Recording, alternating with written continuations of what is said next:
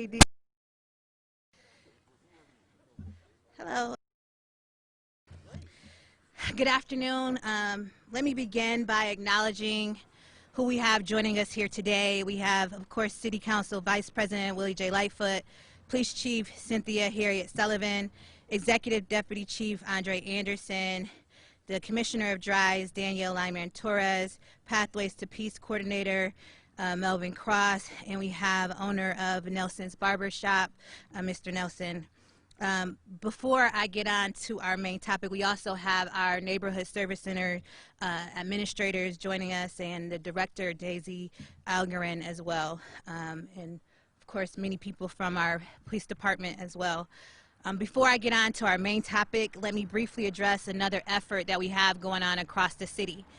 Right now, over 137,000 masks are being distributed by our neighborhood and business development staff to nearly 1,400 businesses throughout our commercial corridors, like here on Jefferson Avenue.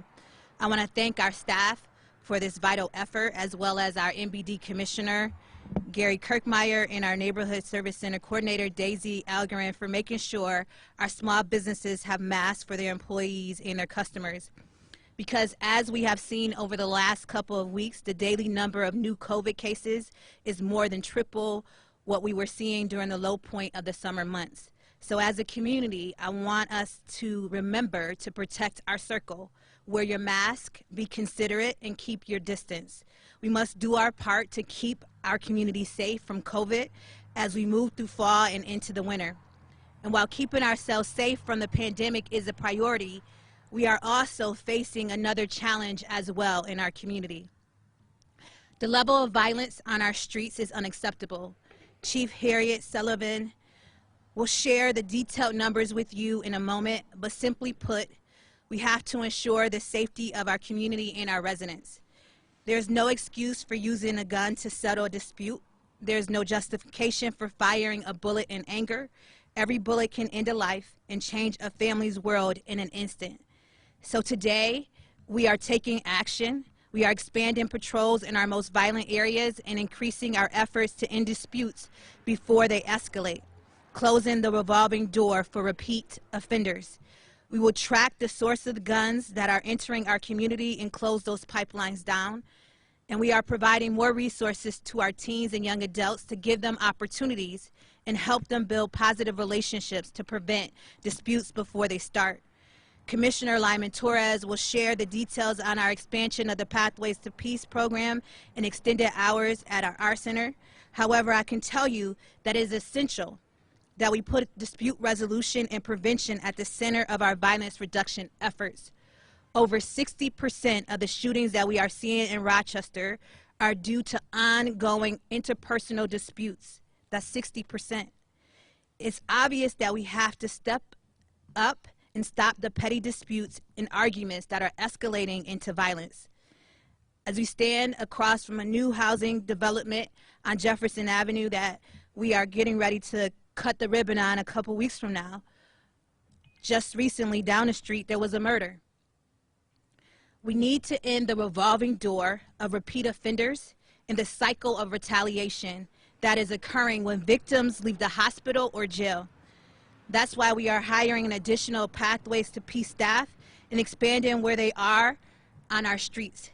We will ensure that they are able to hopefully get in the middle of this escalation before the offenders get into more violence. And our centers will bring people together and build relationships that we need to strengthen our neighborhoods and our entire community. But let me be clear, we are starting these efforts today, and we are increasing patrols, tracking down the sources of illegal guns, expanding our dispute resolution and prevention efforts. These efforts can and will make a difference. However, it will take all of us to bring an end to violence in Rochester.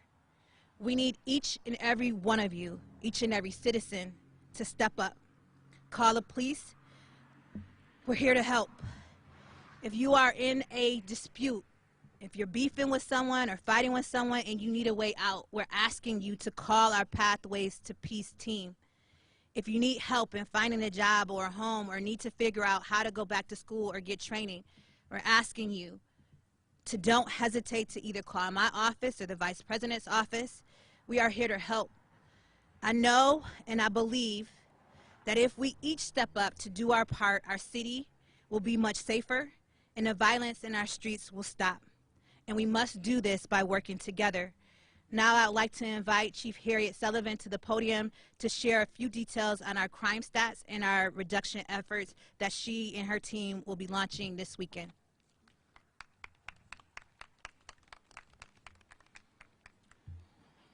Thank you, Mayor. So I want to share with you that our goal is to use evidence-based strategies to reduce this influx of gun-related violence.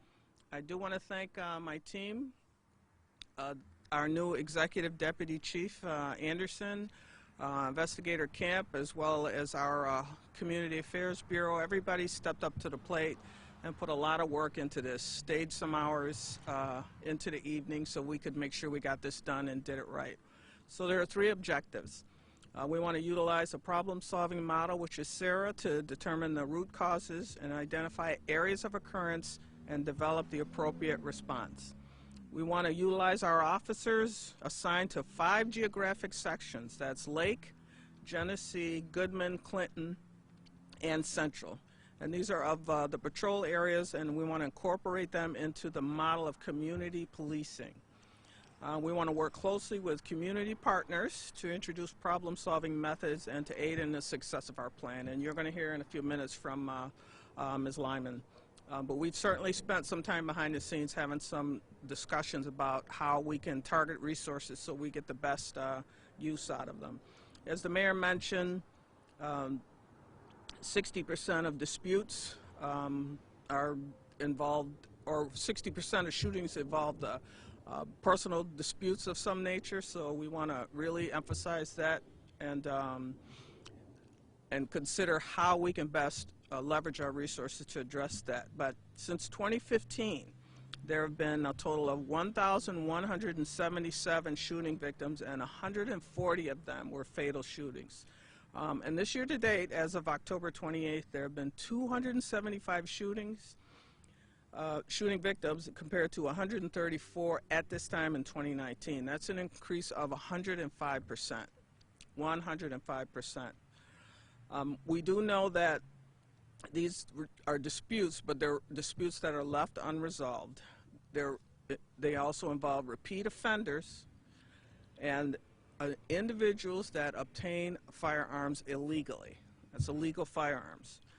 So we have a flexible plan. What that means is we understand that sometimes we have to adapt. We're going to review our statistics and see what sort of progress we make, and if we need to make adjustments, then we're prepared to do that. Each section captain is responsible for developing a specific plan for their area. So we know that there are certain basics or foundations to our anti-violence plan, but we want to leave room for them to be able to tweak the plan so it best fits their areas of responsibility. So certainly we've empowered them to do that. They're going to use the other components of the department, such as our Special Operations Division, our community partners, such as Pathways to Peace, our clergy on patrol.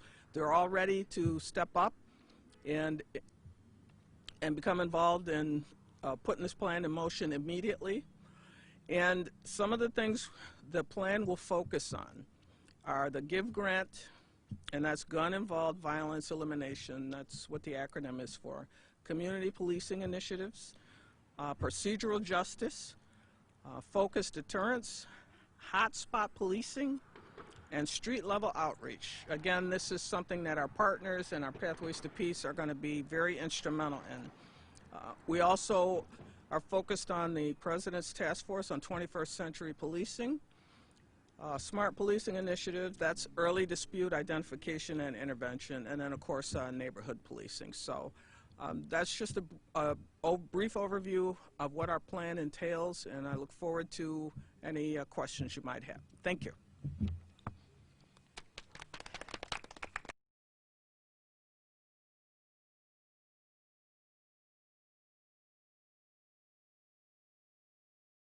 And Torres to the podium to discuss the Pathways to Peace expansion and increase.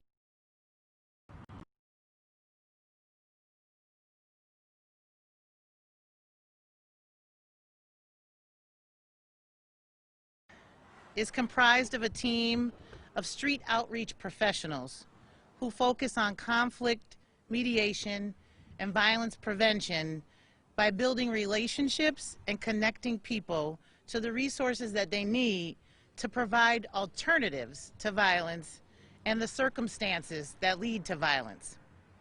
The Pathways team is immediately enacting additional measures. First, we will be increasing street outreach presence in areas where it is most needed, and by adding staffing and identifying credible messengers to serve in these roles. Also, we will be extending the hours of outreach to 3 a.m. on Thursdays, Fridays, and Saturdays. We will also be adding alternative programming for young adults at the Roxy Sinkler Art Center at 75 Grover Street from 7 p.m. to 12 a.m. Monday through Saturday. This programming, which will include activities such as basketball and esports gaming, will begin on Wednesday, November 4th. We will add similar programming to the AVD Art Center and will announce a start date for that programming soon. This work is critical as it provides an opportunity to use community-based responses before issues escalate to a level that cause tragedies and have permanent consequences. Melvin Cross serves as the manager of Pathways to Peace, and he and the team are prepared to support prevention and conflict resolution along with a number of community organizations and partners who are also engaged in this work. There are a number of community partners who have worked in collaboration to provide outreach and education, and all are members of the WROC Against Gun Violence Coalition. I would like to now invite Council Vice President Willie Lightfoot to say a few words.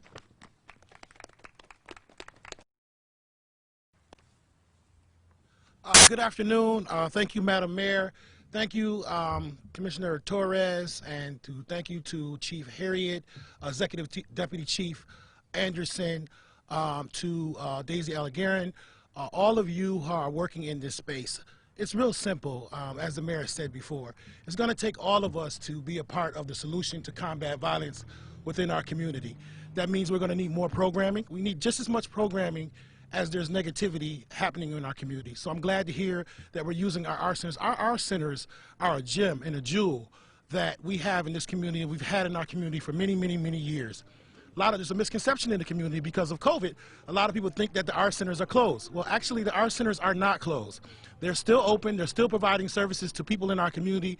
And the one thing that I love hearing from Commissioner Torres is alternatives. Alternatives, alternatives, alternatives. We have to give individuals in this community alternatives to the block, alternatives to negative activity, alternatives to picking up a gun and using that as a way of handling their disputes, and give them positive alternatives and things that they can do to better the quality of life for themselves and their families and to be productive citizens in our community. So I commend the mayor, the chief, the executive deputy chief, the partnership with the Department of Recreation and Human Services. I stand in partnership with all of the individuals that I've just mentioned as City Council Vice President on behalf of Madam President Loretta Scott in City Council, as well as Chair of Public Safety, and we look forward to advocating for these particular programs that we want our individual young people and our adults to start partaking in. We have to get back to a village. This is a village, our community, and we have to treat it as such. And the village is only as healthy as all the people who live in it. And that means that each and every one of us, we're going to have to take care of each other. Each one, teach one. And that's what we're going to do. So we're grateful. We're grateful for the information that's been provided to you today, and we know that there are individuals who think they have the answer, but we're asking everyone to come to the everyone. Thank you, Commissioner. Thank you, Chief. Thank you, Executive Chief. And we're looking forward to moving forward in a positive way. Thank you. Listen here, we will never see change in this community if we don't put the most influential people in these spaces. Danielle Torres. If we put you in office, is that what you're saying? You're going to fix it?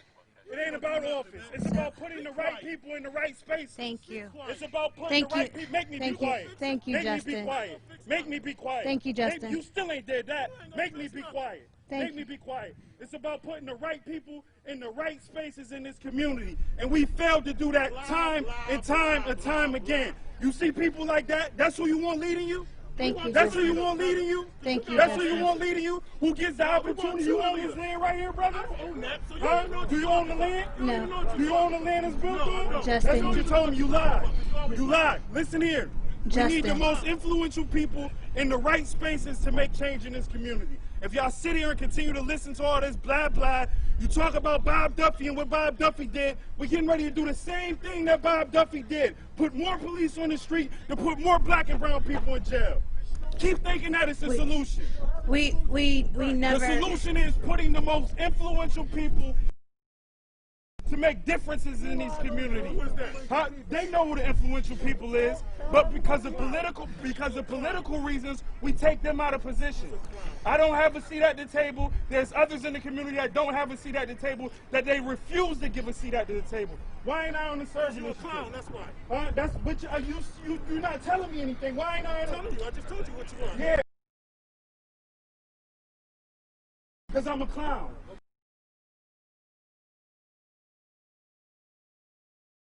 President, because I'm a clown, that's why I'm not at the table. We're talking about how to and I'm a actually clown, that's why I'm not at the end table. disputes Yourself, and brother. act Because accordingly. How is it that we are asking our community? Stop fronting. How is it that we're asking our community to step up and to be partners and be partners with us, and we act in this way? Act in what way? Today we were talking about actually hiring more credible messengers. Exactly what we just talked about was hiring more credible messengers with our Pathways to Peace team to actually Danielle, get out in our streets. To get out on our streets, Why right? would I have credible messengers fired? And so when it comes down to human resources and issues around human resources, we will not have that discussion here. I will not have that discussion here with you. You are a former employee of the city of Rochester. I understand that you are upset right now, but you are a former employee. You are a former employee for a reason. Thank you. Thank you. So do you have any questions? So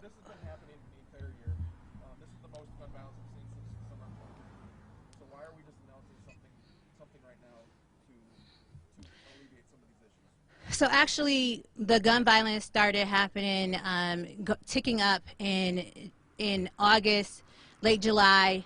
We had the shooting in September on Pennsylvania Avenue, which added, and the chief just got installed in October, and she's coming in with her team, developing this plan. And believe me, Pathways to Peace was out here. They were out here along with many of our community partners. We did not stop working. What we're seeing now is a revolving door as to what I was talking about, a revolving door where our officers have gotten people off the streets. They have taken more guns off the street this year. However, people are leaving the prison system or leaving jail the next day, and we're seeing it escalate. And so for that matter, the chief and her team have instituted a plan. She just started, and this team is going to execute it as it pertains to Pathways to Peace. The gun violence coalition that Councilmember Vice President Lightfoot has been leading, along with many community partners, Save Our Youth, as well as many other partners, had continued to do the work. They continue to raise the issue. The issue is that this is the time that we're focusing on it, because we have to get back to policing in our community. We have to get back to the work. We have to stop playing the games around. We have to stop playing the games around what we're doing. So it's not about policing. It's about partnership. It's about partnership, and it's about working together. Thank you. What's another question? What is different about this plan, Chief? We have community policing in the 5 sections already. What is different about your plan? Sure. To piggyback on a comment, it's true, and I believe that for years. We're not going to police our way out of social ills, and that was one of the reasons that I brought the executive deputy chief there, is he understands that, he agrees. We have a job to do.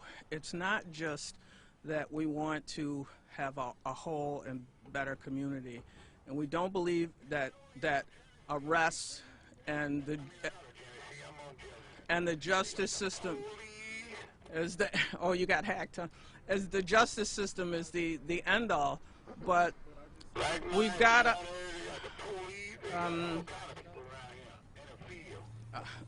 okay. All right, so in any event, in our plan, it involves, you'll see that the big focus is on giving options. We talked about the centers being open late, giving folks an opportunity to talk to someone if you have certain needs. You're trying to get back in school, because that's what we want to see happen first. But at the same time, you know, neighbors have a right to go back and forth, to get in their car and go to the grocery store without being afraid of getting hurt. So we have to protect them too. I'm not a big proponent of justice as a major solution. I believe that we have to try to work together to solve issues. That's why you'll hear about the different organizations that we involve and we talk to and get their feedback on how to problem solve. Because I believe that's how it's got to start, and that's how we're going to fix it. Ask who the organizations are. This curfew's been in place for a long time now, and it doesn't seem like that's been a major So the curfew, let's be clear about the curfew, because I think that there's a misnomer that the curfew was going to stop individual disputes that we have on the streets. And this was about gathering in 10 or more people. And the passing of coronavirus, and when in those situations where we had those large gatherings, as what happened on, unfortunately, on Pennsylvania Avenue, on Thurston Road, that, you know, you had multiple people that were shot. And so for us, that was put in place to alleviate that, or to stop that, and to stop the spread of the virus during that time. And so we will continue, because we recognize that those large gatherings have led to a lot of violence and multiple people being shot. What we're talking about today, what we're talking about today is how do we move forward. And the chief has just started and laid out her plan. The ECD is here and executing that plan. Pathways to Peace has been working, but we're stepping up, recognizing that our young people are looking for a place to go, and providing that place to go in our recreation centers. So we will continue to work collectively, but let's be honest here. We have been focused on some other things, and what we're doing now is getting back to policing. We're getting Justin. Not his name. His name is Justin. That's who I'm talking to. Okay, his name is Justin. Step back. You know what they say about pigs? They like to get dirty, and when you get down with them, you get dirty too. So ignore it. Today we are talking about actually going to work and getting back to what we need to do. And this is about making sure that the community understands that there is violence still happening in the city of Rochester. That what we're seeing here is what we're seeing across the country, not just in Rochester. But we have been focused on other things. And the entire city has been victimized because of that. And so what I'm asking this community,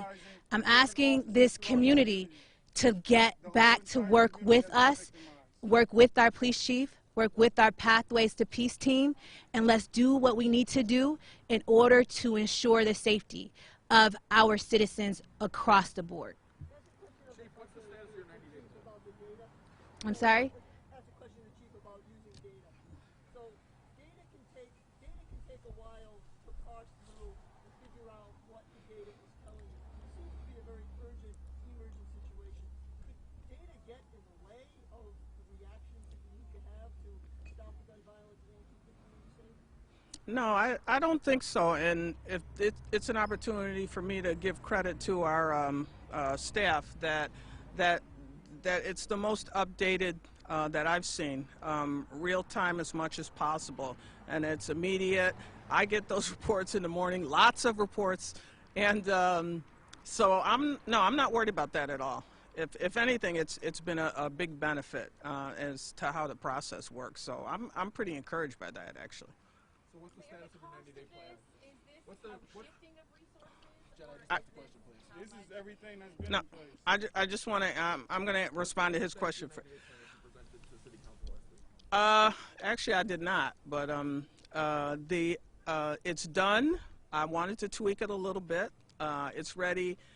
Probably if we weren't seriously working, and it's not a complaint, working on getting our resources ready, it probably would have been out a little sooner. But when we get done here, I'm going to go back to the office. I want to have one more look at it. But Monday morning, I can assure you it'll be out then. But I do want to give kudos to a member of the city's staff that kind of worked on adding some graphics to that. So I'm just really grateful about that. So, and then I'm sorry, this young lady had a question next.